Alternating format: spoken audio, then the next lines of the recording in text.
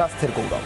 প্রজাপতির মতো ছটফটে শিশুর হঠাৎ করে চুপ করে যাওয়া কিংবা বাড়িতে শান্ত বাচ্চাটা হঠাৎ দুরন্ত হয়ে ওঠা, শিশুদের হঠাৎ পরিবর্তনে ভয় পেয়ে যান অনেক মা বাবাই।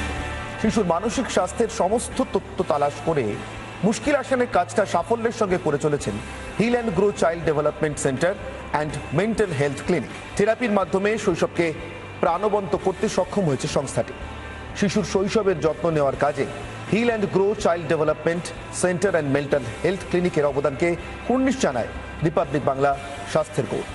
আমি মিস্টার ইন্দ্রজিৎ মিত্রকে একটু অনুরোধ করব, যেভাবে আপনারা যে heal and grow child development centre আর মেন্টাল হেলথ ক্লিনিকটা চালাচ্ছেন এবং যারা আসছে, ওষুধের কথা তো শুনলাম, কিন্তু ওষুধের বাইরেও তো অনেক চিকিৎসার ঘটনা থাকে বা পদ্ধতি থাকে, শুধু তাই নয় বেশ কিছু জটিলতাও থাকে, সেগুলোর ক্ষেত্রে আপনারা কীভাবে এগোন?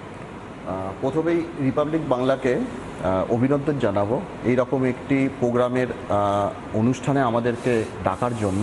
আমরা কলকাতা শহরে 4টি সেন্টার নিয়ে কাজ করছি। হেড অফিস আমাদের কালিকাপুরে, রুবি জেনারেল হসপিটালের ঠিক কাছেই, এবং আরও 3টি সেন্টার কালীঘাট, রাজারহাট এবং ভিআইপি হলদিরামের পাশে।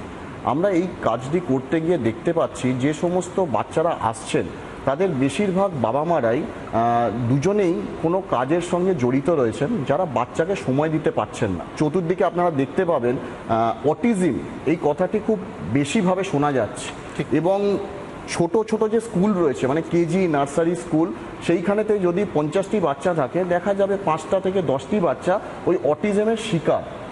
এইটার জন্য প্রথম করতে হবে যেটাই হচ্ছে আর্লি ইন্টারভেনশনটা দরকার। আর্লি ইন্টারভেনশন, অনেকেই অটিজম শুনে ভয় পেয়ে যাচ্ছেন যে অটিজম, আমার বাচ্চা অটিস্টিক বাচ্চা, তাহলে আমি হয়তো আর কোথাও যাব না, কোথাও কিছু করব না। এর কিন্তু সহজ উপায় আছে। এই ব্যাপারটি বোঝার জন্য আপনাদের হিল অ্যান্ড গ্রোতেই আসতে হবে এরকম কোনো ব্যাপার নেই। যে কোনো সাইকোলজিস্ট অথবা সাইকিয়াট্রিস্টের সঙ্গে যোগাযোগ করুন, কোনো ডক্টরের সঙ্গে কনসাল্ট করুন যে আমার বাচ্চার এই ডেভেলপমেন্ট হওয়ার কথা ছিল কিন্তু এই বয়সের এই ডেভেলপমেন্টই এখনো হয়নি। তো তারপরে সেটি কিছু পেপার পেন্সিল টেস্ট, কিছু মেটেরিয়াল দিয়ে টেস্ট করে সেটা বোঝা যায় সে অটিস্টিক বাচ্চা কিনা। এর জন্য মেন জিনিস হচ্ছে থেরাপি থেরাপি থেরাপি থেরাপি এবং স্পিচ ডিলে। এই স্পিচ ডিলেটা অটিজমের জন্যও হতে পারে, অটিজম ছাড়াও আসতে পারে। তো কেন আসছে সেটিকে দেখার জন্য আমরা গিয়ে দেখেছি, সেটা বুঝতে পারছি মোবাইল। ডক্টরবাবু যিনি কথাটা বললেন সেই সেম কথাতে আমি ফিরে আসছি।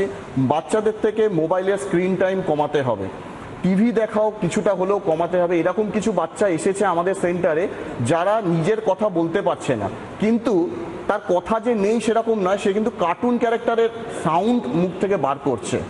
এটার মধ্যে একটা প্রবলেম তৈরি হচ্ছে। এই প্রবলেম থেকে বাঁচার জন্য মেন জিনিস হচ্ছে মোবাইলটিকে কম ব্যবহার করতে হবে।